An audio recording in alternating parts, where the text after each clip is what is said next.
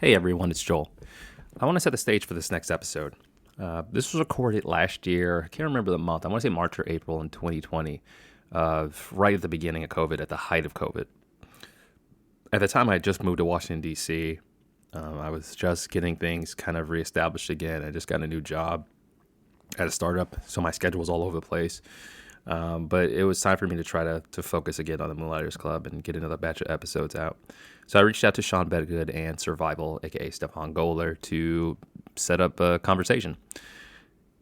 And the point of it was, one, to catch up. We'd all kind of worked together at some point on the Moonlighters Club between the years of 2016 to 2020. I started this podcast with Sean in 2016 before he moved to Los Angeles. I had done live showcases where Stefan helped me set up my very first one. He was a part of at least two. And with COVID happening, I thought it'd be good just for us to, check in and, figure things out. And I thought it'd be inspirational for other people to see what others are doing during the breakdown. Now, during COVID, I was working at a startup that I just left, and it was insane. I was working, it was a very small startup. So I'm working 5 to 6 days a week, sometimes 7, because it was in events.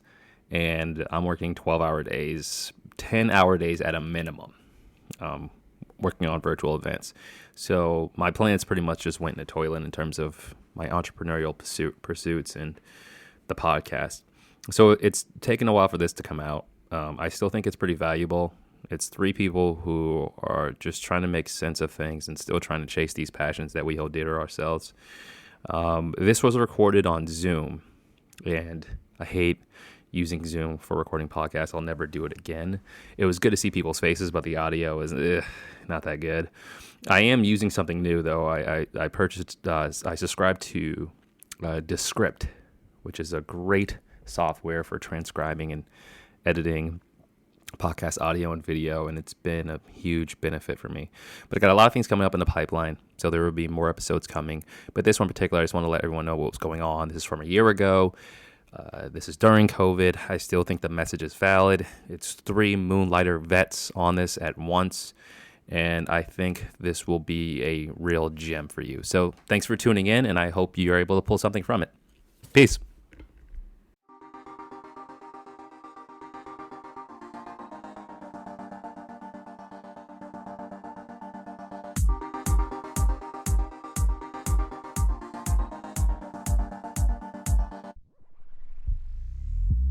I don't moonlight as a rapper. My jersey up too high in the rafters. I got a front team, new life and a tractor. Still sipping that moonshine and a plastered.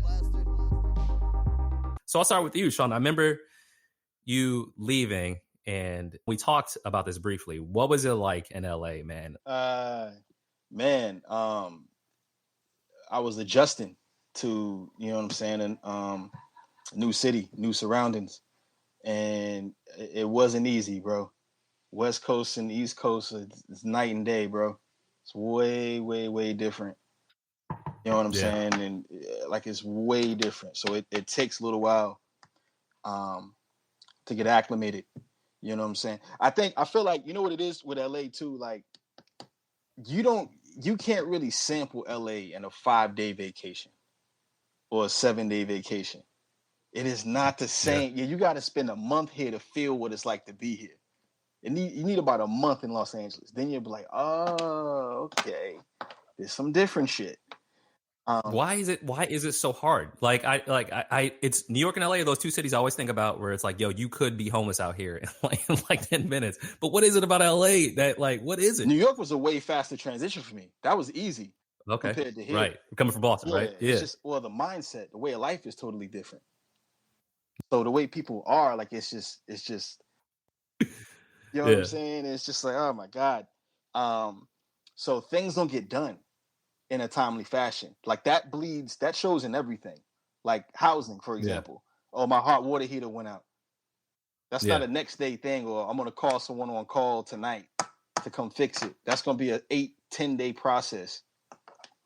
It's just a slow, and that's just, it sounds petty, but definitely the mindset and how people approach things. And then I came here with a purpose. So I'm already Yeah. getting off the plane like, yo, I want to try to build Rome in an hour, not a day. I'm trying to build Rome in an hour. You know what I'm saying? So definitely my eagerness plays into that. How long did it take you to adjust to just life? Like, cause like I just moved to DC and I'm thinking about just hopping in the podcast, but it just took longer than I thought to just get my shit together on a low level, to know like where to go, where my grocery store is, unpack, and then to feel like, okay, I can set a schedule for a week now. Because I felt like the first month and a half, I'm just running around like not knowing whatever is whatever. I mean, I put a lot of pressure on myself. I tried to jump right into it. I jumped right in, didn't try. I jumped right in. I was on Craigslist looking up gigs, looking up postings and stuff for, you know, like casting notices for stuff. Yeah. And then I started doing comedy right away because I already knew people that was booking shows. Nice. So I was able to jump right into comedy. So you got right after it. Yeah, I got right after it, bro. Okay. I should have took time though. Everyone, the advice I give everybody, like at the end of year one, like how I wrapped it up, I said, yo, look, worry about your money when you come in. Get your money squared away first. Get your money squared away before you get a place in LA. Forget about an apartment. Get your money lined up. Yeah. Yeah. Facts, bro. That's a factory right there. Get your money situation lined up. I told my boy this back home. He came out here and he was moving faster than me. You know what I'm saying? Like he waited till he had a full-time job, got his own place, and he took like a 6-month break from it. And now he's coming back in. And I'm like, see, he's doing it. That's the smarter way to do it. Okay. Yeah. I mean, a lot goes into planning. And I think this is because everyone thinks everything happens fast because, I mean, in theory, we talk, right? But it's been, let's say, 4 years from the time we had our first conversation. So if you told somebody, if you had a crazy role that you got this year, and I was like, yo, I talked to him in 2016, he blew up 2020, people like, 4 years, that's all I got to put in? Sign me up. But reality is like, yo, like strategically thinking from living, that's mad long. That's mad long time. Now that's mad long. That's long, bro. Okay, we're definitely gonna get into that. But Stephond, we talked. You were in Boston, right? From the first time I talked to you. What like, and you've been on at our showcase, and like I'm always around you, so I'm seeing the projects and things like that. And that's crazy that it was 2016 when we first got together to do this. Yeah, it seems like a lifetime ago, but yeah, man, what has been going on? I know about this stuff like Somerfest and everything. Well, let's just say from the first time I talked to you, and you had variety shows under your belt, and you had music under your belt. At any point between 2016 and now, did you have a fundamental change of like, nah, I don't want to do this anymore. This is what my focus is going to be. Yeah. Life is happening. So, there are things that are outside the scope of, this hobby that I'm trying to push for and really trying to kind of immerse myself in, as far as, creating music and creating a space for people to have a platform to, perform their music and things like that. But, just trying to do, different things and better things daily, but also keep myself motivated to actually do them. I do get into, spells where I'm thinking like, this is not for me. Things are very, very difficult here because, the system, has been sort of orchestrated to be, not so conducive to, rappers making it, especially in Boston or, wherever you might be. But, just keeping a optimistic outlook. And my wife, who's also a performer, even though she's more of a pessimist than a realist, she keeps me kind of grounded. And I take all of that stuff as a challenge. We were talking before we started recording that, I'm sort of, I just jump in and try it. I'm like, what's the worst that could happen? I fail. Okay. It's a learning experience, and I can go in and, learn from some of those, or take some of that, critiques and constructive criticism from people that, have attended or are in that specific space, Zoe has been, very, very blunt, in terms of, I don't think this is a good idea. I don't think people are going to come. I don't think that, various things like that. And, I don't want to make it seem like she's my opponent in this, but that mindset, it sort of lights a fire under me. And I'm like, oh, okay. You don't want to help out, and you don't think that people are going to come to Somerfest? Fuck that. I'm going to make sure that, that bitch is going to be packed. Yeah, that's a good point that you brought up, especially Shaun moving, and the two of you. What's interesting to me, you both were operating in industry. Like, I would go to both your shows in Boston, right? So I'd see Shaun do stand up, and I'd see Stephond do shows, and you weren't like the stuff that was getting promoted out there. But at the same time, you two are the only ones who were thinking somewhat outside the box. Like, Shaun, you were never like, yo, I just want to do stand up this one way that everyone's doing stand up. You were thinking of writing, and you started doing acting in Morton too. And Stephon, you were the same way. You were like, I don't want to just audition or beg to be a show. I'll put on my own. How lonely is that? Like, y'all are black, man. So that's already a thing. And there's defined niches of black styles of what you guys like to do, right? There's black ass movies and comedy. There's black ass, you know what I mean? There's rap. So when the way you think, and I'll start with you, Shaun, how is it lonely as shit where you're like, yo, I want to I'm like everybody else. I'm trying to do comedy, trying to act just like that, but I'm not trying to do those stereotypical things that everyone else is trying to do. Yeah, it's hard. It's hard, man. Especially when you had the type of material I had, you know what I mean? It was tough. It was tough, to sell that material, sell that type of act. Because where do we live at? We're in Massachusetts. We're in the Atlantic. We're in the Northeast. That's the whitest part of the country, damn near. At least on our side. Business-wise, what hurt me, because certain bookers didn't want to put me on shows, and so it was just like, fuck, man. Yeah. But after me, there was more and more black comics that came in, so they had more of each other to kind of depend on. But in my particular class, it was literally three of us that started together. It can be difficult. Can be really difficult. But I've never tried to put myself in a specific box.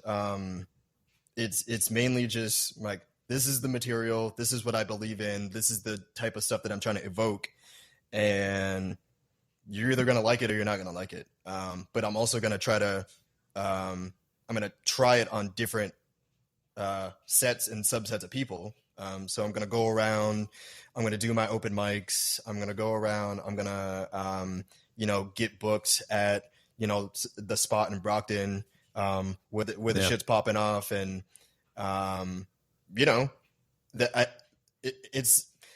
most of the people didn't feel it, but, it was a very rewarding experience. 'Cause it's like, I did it, I got up there and, I showed that, I can hang with all the people, that were there doing their thing. And, I happened to, in some of those moments, like, we exchanged information, and we ended up, doing a track together. So, you never really know what you're going to get. It's just a matter of, trying to get out there and do it, kind of to Shaun's point, kind of in a very broad mainstream sort of way. But yeah, I mean, it can be very lonely. Yeah. I think from a peer perspective. And I think that's where I've kind of gotten, hung up in the past. Like, why hasn't, artist X recognized me and like tweeted about me or said something about me? And I just have to, I have since gotten over that, because like, I'm not really in this to, impress my peers. I'm trying to impress like people that come to shows. And, you can, I think what people don't understand about the industry is that, when you see some of the folks that are on the, the top 100 charts and things like that, they don't all like necessarily really all fuck with each other. It's, they're sort of power plays that go on, within labels and stuff like that, and they're just pairing them. You're hot, I'm hot, let's hop on track. It's not necessarily I vibe with your music. It's more of like we're now in the same class where people kind of recognize us, and therefore we can be on the same wavelength musically, or a lot of people don't even like hit the studio with each other anymore. It's just like, I'm gonna record this, I'm gonna fire it off via email, and I'm never even gonna meet rapper Y or Z. So from that aspect, again, I don't mind it being lonely, because I think when you you have confidence in your craft and you feel like you're doing something different, then I mean, that's to be expected. Like, everyone wants to rock with some of the things that they know, and if you're kind of a nonconformist, then it's going to be a little tougher to get people to gravitate towards you. Yeah, and it's funny. You both probably seen this. I've gone through periods for the past, you all know this, the past 4 years, having an idea, wanting to help, and then rope people in, and then realizing out of the 100 people I rope in, 7 actually give a shit. You know what I mean? Like, the 7 are like, yo, I'm actually trying to, and y'all are in that group. And I realized, like, yo, it is a lonely thing. The mindset, you even see it with COVID, the mindset of a lot of, we just can't talk to a lot of people. This is a lot of dumb motherfuckers out here, and you just got to kind of move around that, right? Or people who just don't want to do it for themselves. And I feel like you both had a switch where you went from like waiting to creating. And what I mean by that is, Shaun, you were doing stand up, right? And you were looking for spots. Stephond, you were doing the same, right? And then I remember when you went to LA, and I'm like, damn, worry about stand up. Then I saw you with screenplays and like theater stuff, and I was like, what the fuck? And I'm like looking at it, but like in a good way, because I'm like, yes, like it's motion. You were doing stuff. Like, I was so happy to see timeline update of someone like, yo, I'm reading this or doing this, and be like, man, these haters. So I wonder, for both of you, for Shaun, what was that switch? Like, you were, because I remember you telling me, you were like, I want to act, I want to write, and then go back to the stand-up. Was it a switch? Did you always have this plan? Or was there a moment you were like, yo, I'm not trying to just go to clubs and wait for spots. I'm going to do this. Like, I'm going to get this working. Yeah, man. I mean, I became super stressed out by the business of comedy. So I basically quit the business of comedy. So I wasn't no longer pursuing Comedy Central showcases or JFL, Just for Laughs showcases, or prestigious comedy festivals, or any of that stuff. Because when was that, if you don't mind me asking? Sorry, I didn't that was interrupt probably 2018. Okay, 2 years. Okay, so you in LA, not like a year or so, right? You in LA for a bit. I was like, I'm cool, because I wanted to use comedy as a vehicle to get me into acting, because I got several friends that are on TV shows, and they didn't go to the traditional actor route. They were successful in the area of stand-up first, and then they use that to jump into certain roles, because you do that's a shortcut. So I was already out here, and I'm like, well, I don't need to be caught up with the whole comedy, the business of comedy, because it's even tougher here. It's rough. It's rough, because I'm coming here as an unknown. So they don't care about what I did back in Boston, or the level I was. Yeah. It's like you were in an executive job, you moved to LA, and they're like, oh, where you was administrative whatever. Okay, cool. You in the mailroom now. And it's like, no, but look at my resume. I've worked with, oh, that's dope. Mailroom. So I was like, I couldn't get down with starting over. Couldn't get down with the mailroom, man. Is there a local scene? Are there, because I feel like LA is a place of celebrities, right? Okay. Is there okay, I'm sorry to cut you off. No, go ahead. Cut you off at scene. So to give you perspective, this isn't a comedy scene. Not a scene. Oh, okay. It's a showcase town. So you got to come here to sell. Like, New York is the comedy scene. That's the best comedy. That's a comedy. It's comedian city. Here it's like, it's all about showcasing, because every night there's someone in the audience that can make you somebody. So you always have to present your best. That's another reason, like, I don't do stand up, because you can't cultivate material. Like, it's not a place you build. It's where you come to sell. already polished up. Okay. Yeah. Got it. And when you decided to dip out, was it hard, or were you just like, no, this is the right thing for me? Because stand up, you're good at it. You know what I mean? I'm Like, coming back to it, bro. Yo, it's gonna be different too, but we'll talk about that. Yeah, okay. All right. Yeah, that's a conversation and a half. But I'm sorry. What was your question again? When you made the switch, was it like, damn? You know what I mean? Did it feel like you were letting yourself down, or are you just like, no, like I got to do this other stuff. I'm gonna go. Nah, I knew it was necessary.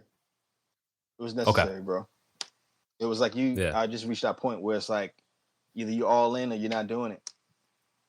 You know what I'm saying? And it's like I really want this as my career. So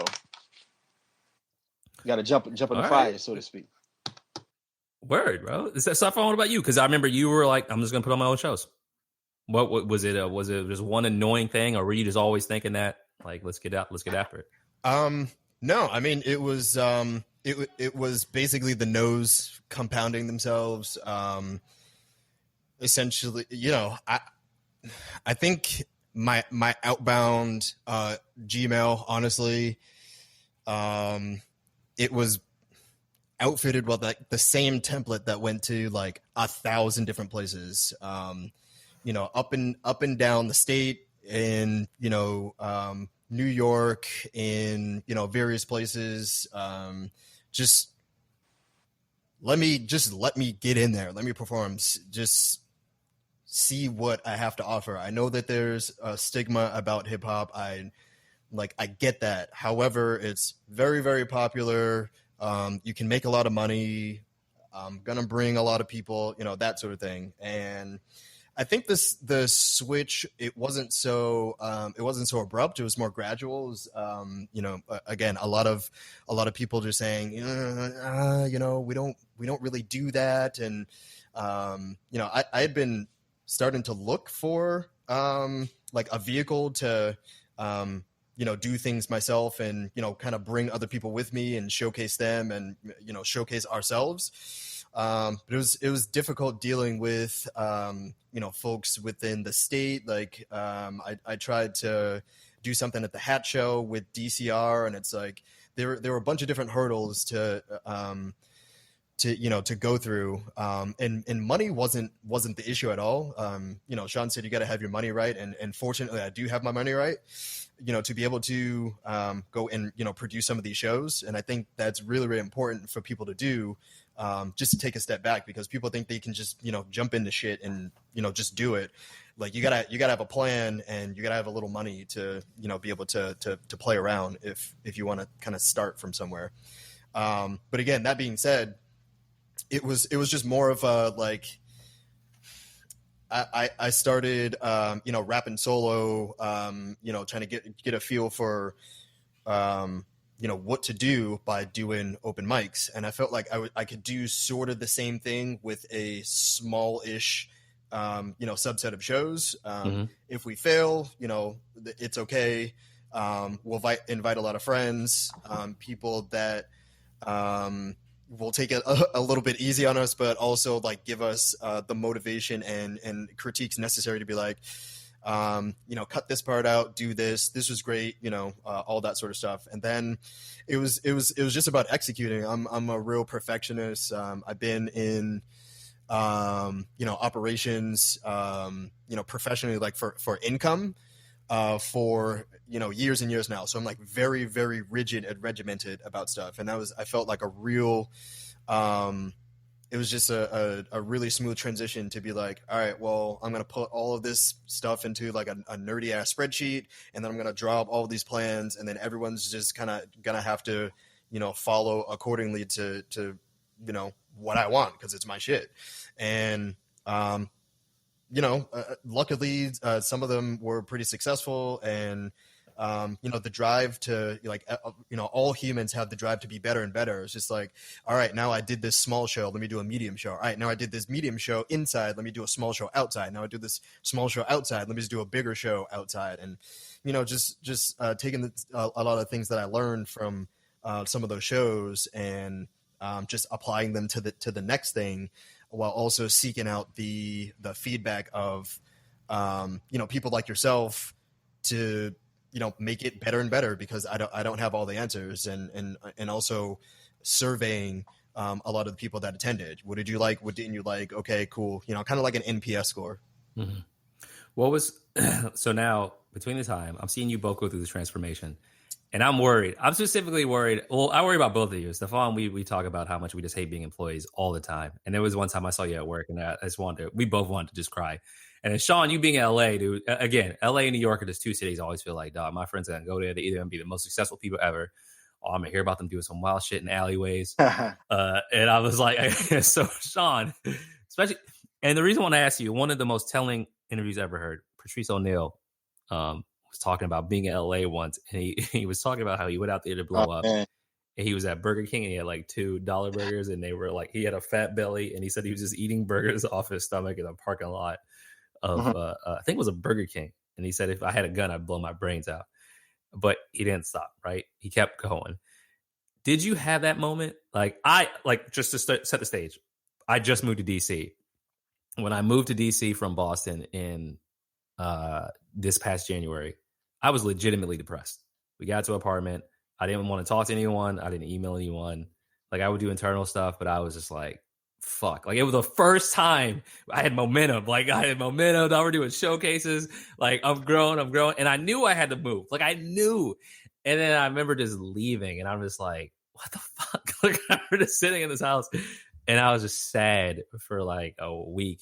And it took me some time and moving around a bit. When you were out in LA, did you have that moment of like, what am like, this ain't it? This ain't it. It's the hub for what I do, right? So everything's here. So this is the place to be for what I do. So that's set. Right. But as far as, is it worth the shit I'm going through to get these things?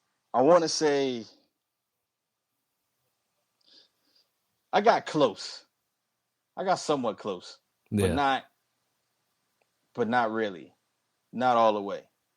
You know what I mean? Like I didn't reach that point where there's been times in my life where I had to make a phone call to somebody, where I had to reach out to somebody to bring me back in. I didn't reach that. I reached that at Suffolk. But yeah, bro, for real. But I hadn't had that moment here. Yeah. But it's been really, really hard. Wow. You know what I mean? I didn't know about at one that. point I was living like I was in my junior, sophomore year of college. Okay. Grown ass man. You know what I'm saying? Yeah. You know what I'm saying? I was just like, the fuck's going on? I've had a career and all this stuff. In that time in between. It's like what am I? But nah, I didn't reach that far though. I didn't reach my break or close to it, I should say. Yeah. Actually, no. I mean, I've had moments where I feel really, really discouraged, and that little roadblock is I try to make it, kind of chisel it down into a hurdle. And it's like, they're not going to let me do this. Will they let me do this instead? Or can I do this instead in some other form of fashion? So, I mean, the short answer is no. Like, I have like a really, really deep passion for music and hip hop. And I've never, and I've told my wife, like, oh, this shit sucks. I want to quit so bad. And, like, I'll go up into the fucking man cave and just start making beats. Like, I'm not going to, like, it's not going to stop. It's just been like, I need to vent a little bit and create another outlet for myself. I think that it's been difficult to like allow myself to fail. So because I think people generally I think expect that if you don't hit this sort of crescendo where you're this, multi-millionaire famous person, like that's not even what I want. But I do want to strive for something that maybe, leveled up from something that I do have right now. And that's just what keeps me going. Like, I haven't hit whatever that point is. So I just keep it going. Are there good days and bad days? definitely. Are there more good days than bad days? Absolutely. And, you know, I try to let those really sour moments be extremely brief. You can say it. What gets you going? What helps? You know what I mean? Like for me, it's it's all internal. Like I just feel down. Yeah. Then I'll read something or talk to a friend. I'm like, okay, cool. Or you get that one compliment. You're like, oh shit, I was right the whole time. You go back in. What helps you, especially being in a place where you know you're not home? Well, what helps me is just the amount of big booty women pages I follow on Instagram. You know, like I always, when times get rough, I'm like, and if there's any women listening, your boyfriends are in chat groups that share these pictures. By the way, I'm snitching on all y'all. This is what we do. I just look at these bodies. Nah, honestly, bro. No, because that's. No, I'm just joking. Buddy. We don't have groups share pictures with friends. I'm not gonna lie though. One of my dreams is to get so famous that a real fine woman could try to help me. I'm like, excuse you, I'm with my wife. just so I get, you know what I mean? I don't know if I ever told you guys this. I just finished The Four Roses, so it's about to get real emotional. When I grew up in Boston, moved to Minnesota. When I moved to Minnesota, I graduated high school and just dicked off for like 8 years. Right, so I'll go out and drink as much as possible. Just women, party, friends, all that. I accomplished nothing. So I went back to college at a 2-year school, did what I had to do. And I was actually trying to move to the West Coast. And this is when Omar was telling me about you, Shaun, when I was going back to Boston. He's like, hey, you should hook up with Shaun, because I worked at a comedy club in Minnesota and I just liked the idea of comedy. When I moved back to Boston, right, I had accumulated no wealth. I had no money, no anything but debt. No, and I was living with family. I was living on Humboldt. And Humboldt and Brookledge, right? So on Boston folks, you know what I'm talking about. And my grandmother lived on Seaver Street in Blue Hill Ave. I had no computer, no job, no nothing. I would wake up. I would either beg my mother for a little bit of change, or I had a little bit saved up, and I knew how much it cost to get on the train. So I would get on the train every single day and go to the Copley Library downtown, and I would apply for jobs on the computers they had there. And you can only do an hour a day. So I would do it for an hour a day, go back home to Humboldt, and then just do this every single day. Library, home, library, home, library, home to get jobs. And then that was pretty much it. Applied everywhere I could. When I was done with that, I would work. And I moved from different family houses. I had a house in Humboldt. I had a house I was living with my grandmother on Blue Hill Ave. I even lived with a cousin in Brockton while working at a place in Brighton. And after all that dust settled, meeting Shaun at Suffolk, my schedule was waking up at 5 a.m. every single morning, walking from Roxbury to Jamaica Plain, because I didn't want to take a bus. I'd want to take the Orange Line to get downtown Boston. So it was about an hour commute every single day just to get in the library an hour before I had to go to class and do what I had to do. And there were times I didn't know I was down on myself because I just knew that was the shit that I had to do to get where I needed to be. And that's what's interesting when we talk about the stuff we want to do now. It's like when I give a fuck about the end goal, this shit ain't work. This misconception is like we hear these stories of the people we care about that become successful or become rich, and we don't really know that what went into that end result. To us, it looks fun, man. If I look at Kevin Hart, it looks like he just had mad fun. You know what I mean? Like if I see my favorite rapper, the baby, I'm like, yo, these people are definitely talented, but and he's not my favorite rapper. I don't know why the fuck I just said that, but he's good. But you know what I mean? Like you just see them having fun. You don't know the work they put in behind it, and you just assume that it's easy. But in reality, they all just have these moments where they're like, this means more than oxygen for me right now. I got to put this in. So on that note, what is that grind like for you, for both of you? And Shaun, I'll start with you, right? I follow you on IG. I see you holding scripts. I see you going to plays, and I see you working at a bar. Not even a day in the life. What is life like for someone at a week's time or a month's time who's trying to be good at this, who's actually grinding? What is it? What are you doing? You know what I mean? Every day to get closer to that goal. I really want this. Right. So, every day is about, I try to do something to advance my career. You know what I'm saying? Each day is about advancements. So it's just, because the fire is still burning inside. So I have that desire to get up and to do what I need to do. But I'm starting to really enjoy the journey, because your mind is so, or someone like me, I'm very eager, right? So my mind would just be on the destination, and it's like, so as long as I enjoy the process, it's all good, bro. You know what I mean? I like, and I understand that it's a marathon. It's not a sprint.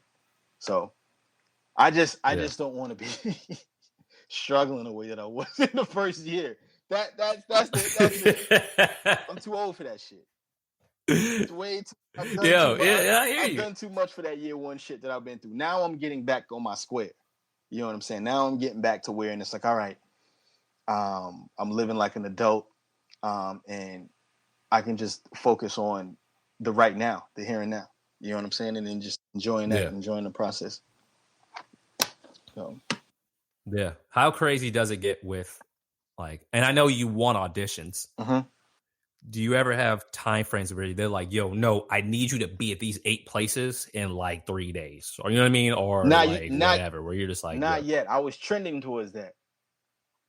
Yeah. Before Ronavi. Like that's where that's on the horizon. You know what I mean? But I want those problems. I welcome those problems. You once shared something, and I don't want to blow up too much of your info, but fuck it, people need to hear that you're killing it. Where you were talking about being in Utah, you had just got to LA, and you were like, yo, should I get this flight to go somewhere randomly? That was for an audition, right? Yeah, that's for I did. It was like fly to Utah for this audition.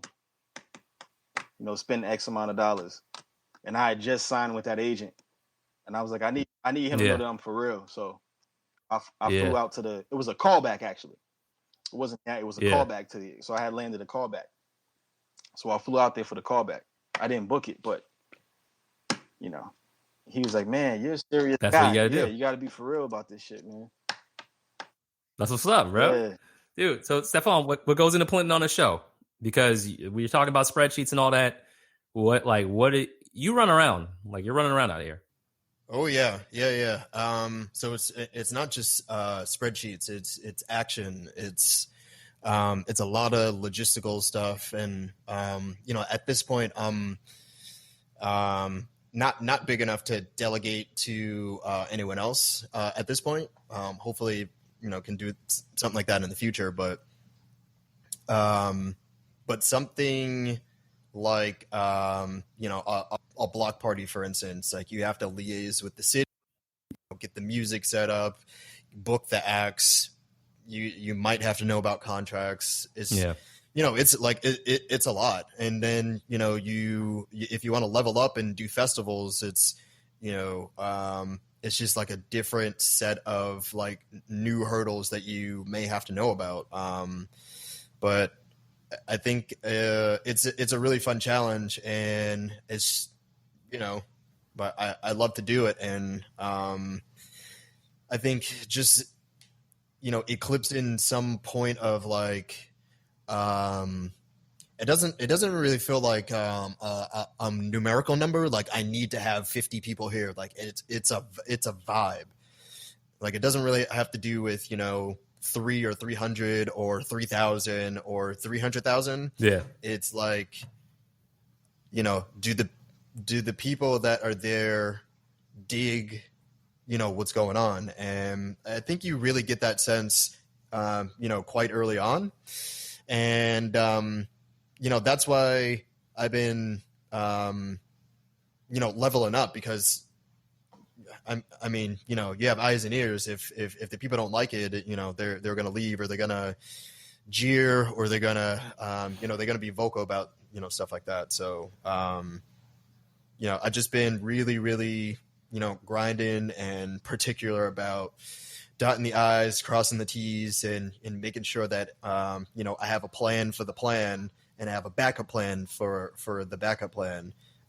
Because at live events and stuff like that, some things may go haywire. So you got to be ready to kind of pivot in a different direction.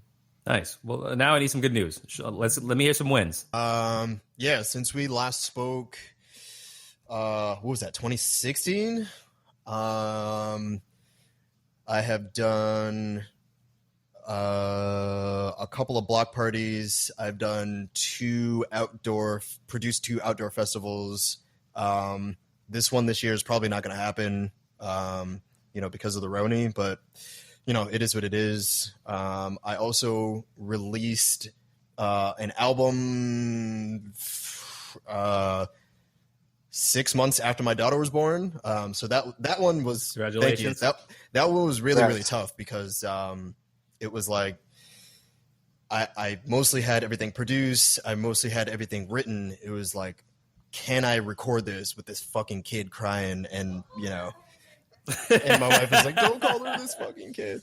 But like I do everything on my own. So like I record, arrange, mix, I produce, I master it myself. And I'm doing this in an apartment.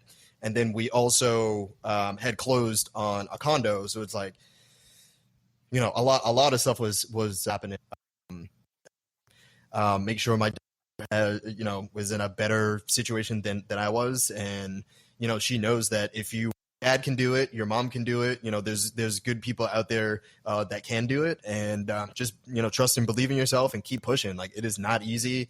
But I believe in me, people believe in me. Like, I believe in, Joel, I believe in Shaun, and, let's help each other, and push and, make the shit happen so that we can laugh at the haters and tell them to kiss our grundle. You know what I'm saying? Yeah. So I like that. So what can people be doing right now? Y'all are from an actor point of view, entertainer point of view, things are shut down for a bit. What are you doing right now to make sure things stay fresh, that when things open up that you're ready to pop? Shaun, you go first. Just continuing to educate myself. I attend a lot of online webinars and stuff that are focused on everything from business to acting to the craft. So I'm constantly, attending one of those, your Zoom conference or IG Live or YouTube Live. And then also working on things that I wish I had the time to do, because this is, time is invaluable, right? Yeah. Like, this is what I was working to do. I'm like, I don't want to bartend. I want to do this full time. Where the universe was like, here you go. Here's $20 million. What you going to do with it? You know what I'm saying? So it's just shit, however this time. So just trying to spin it wisely, man. Just working on, like I said, advancing my career, learning both the craft and the business, and then focusing on something that I didn't really have the time to. Like, now it's screenwriting and creating my own little things, little projects, or learning this new sophisticated ass camera I just bought. Nice, congrats, bro. Too much camera for me right now. Nice, dude. Yeah. YouTube tutorials. What kind is it? It's a Sony Alpha 6400 Okay. DSLR. Yeah, I'm saving up for a Canon XA model. It's only going to be like the $900 one just to get content like this. Yeah. Got you. Right. Yeah, it'd be excellent for this type of stuff. And that's about it, man. And then also trying to find some balance, because something my friend, this is my last thing, I'll say this. Something my friend said the other day is, she was like, the only thing we're supposed to be responsible for right now is our health, right? Yeah. I was like, damn. I was like, yeah, I feel that. She's like, you're not a failure if you don't come out of this with knowing 3 other languages, having written 4 other scripts. Your duty right now is to stay in place and not catch this shit or spread this shit. So like, you're right. Yeah, you're right. I'm not supposed to be doing all these 20. I'm not a failure if I'm not doing 100 things. You feel me? So I'm trying to, that's where I'm kind of at now. I've kind of pumped the brakes a little bit in the last week. Good. I like that quote. I like that. Yeah. What about you, Stephon? What are you doing to keep busy, keep motivated? Yeah. Just trying to navigate the virtual scene. As a performer, everything is closed. And even if it were open, people are probably going to be too have too much trepidation about coming to see you and, sharing microphones with other people and stuff like that. So I started a Cabin Fever concert series. I had a couple on Facebook Live, trying out Zoom, just trying out different mediums to share my music with people, during this crisis. One of the things that I'm also trying to do that I think more people should do, and shame on you if you haven't, is reconnect with people that you haven't in this dire time.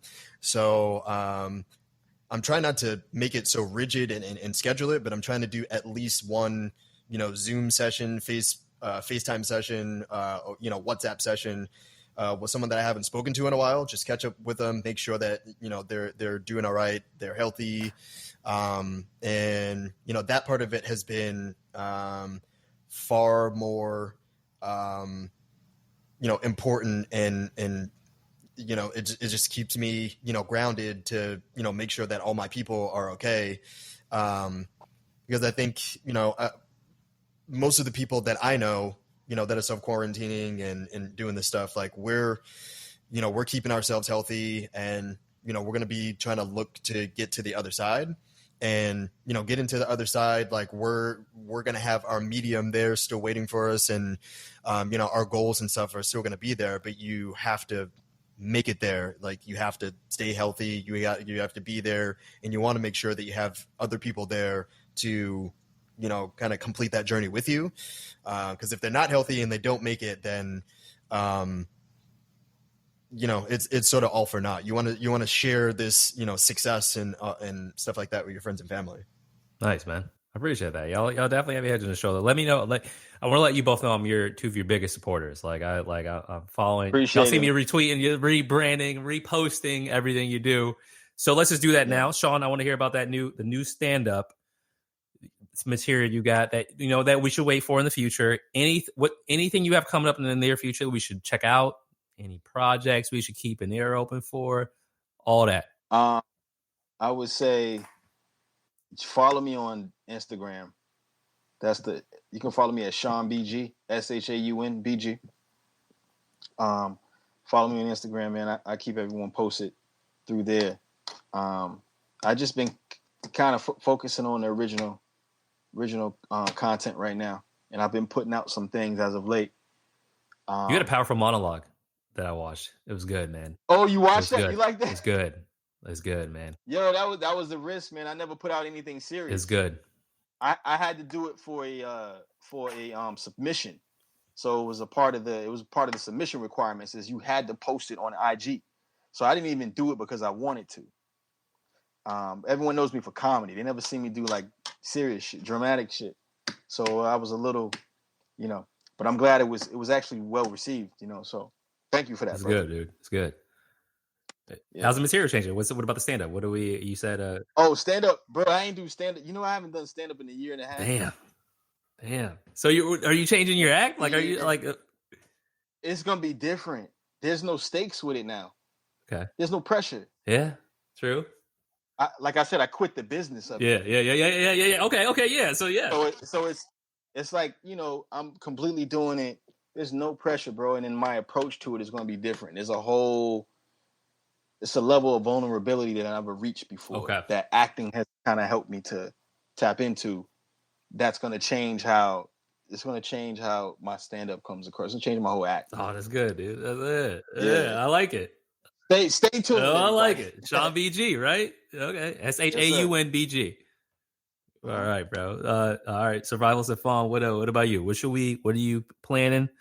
What are we looking out for? Yeah. Well, I'm always the last one to bed in the household.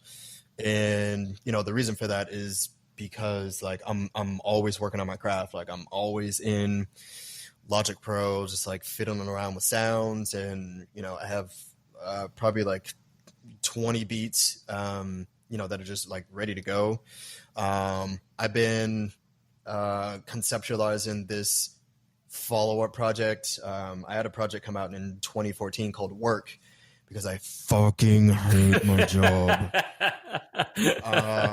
And I've hated every job Yeah. that, you know, I pretty much ever had in corporate. And that was a concept album whereby I kind of created this landscape where this rapper was, you know, interviewing for, you know, rap jobs and submitting his cover letter and resume and, you know, doing all that stuff. So I think it's going to be a follow-up to that. And then just, you know, releasing some singles and to your point, just experimenting with video as well, some video content. And, you know, I've never really done that. So, you know, my wife doesn't want me to, you know, spend this money on a camera and or a camcorder.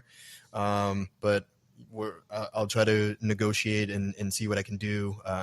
Camera, camcorder, drone for like aerial shots, stuff like that. Just divorce. Just to That's that's not gonna happen. We just bought this condo. I can't lose it.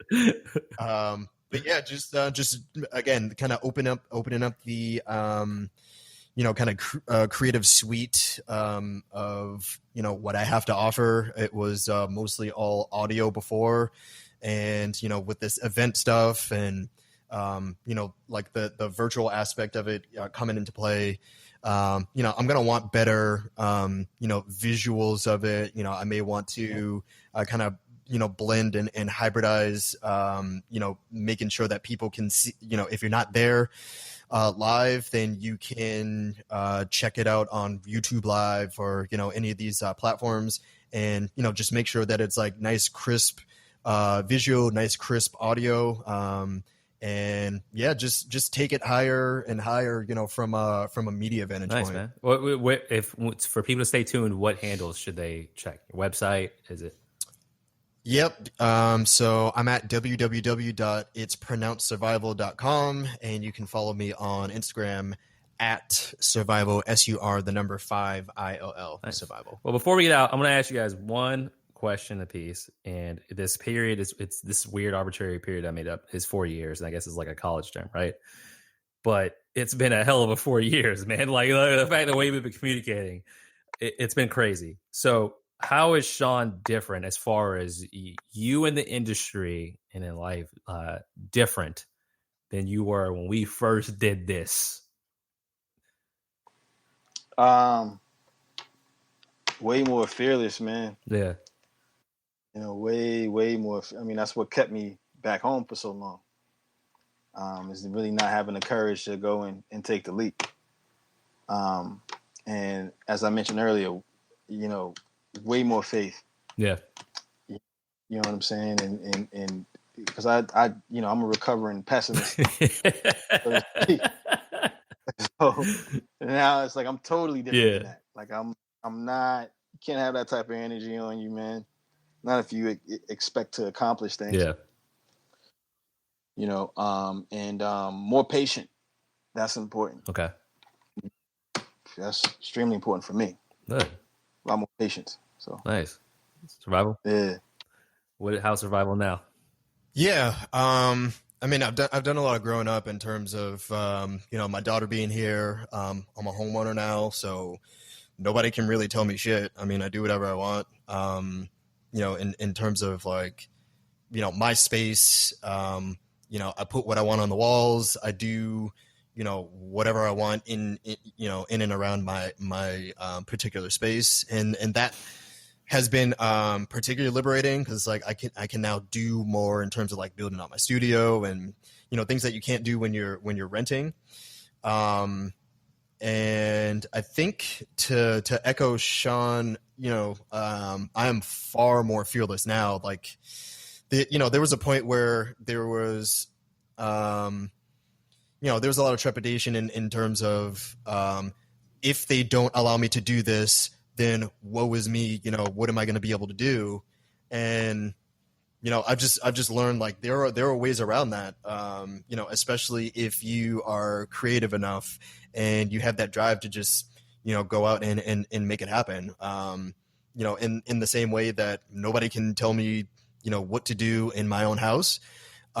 If you can have your own platform or have your own you can facilitate, whatever it is that you want, in terms of, what you're thinking of. For me, it was events. Then again, nobody can tell you shit. I'm going to book myself. I'm going to book my friends, are necessary and are, sort of anti, or counterculture in terms of what's happening in Boston. I'm going to make those things happen because they're really, really important to me. So, I've been probably less patient, at this point, because I'm like, I really, really understand that it's me, making all the moves. Like I'm not going to wait for, the Bowery to come back to me. I'm not going to wait for, venue X or Y to come back to me. I'm going to go to them and I'm going to be like, look, I have a dope proposition for you. This is the shit that I've done in the past. You either like it or you don't, because if you don't, I'm going to go somewhere and I'm going to make it happen. Like it just is what it is.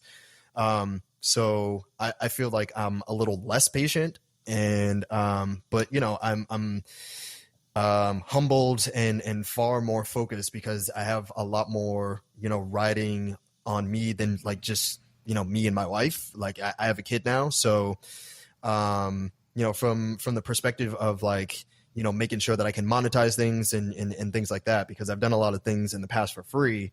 It just kind of, it puts a lot of things, into focus for me.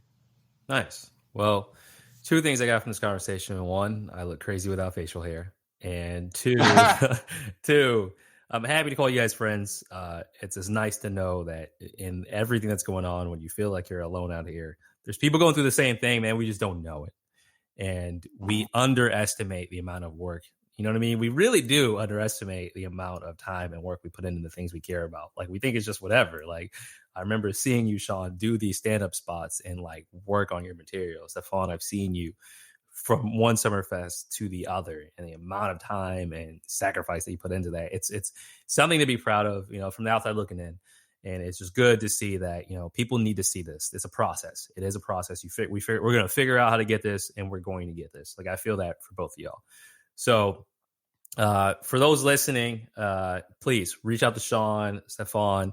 It's good to hear that you're both going to be making content, man. That's what I think we need. I think with COVID, we just got a flood of like people just live streaming and just putting whatever out there because they knew people were at home.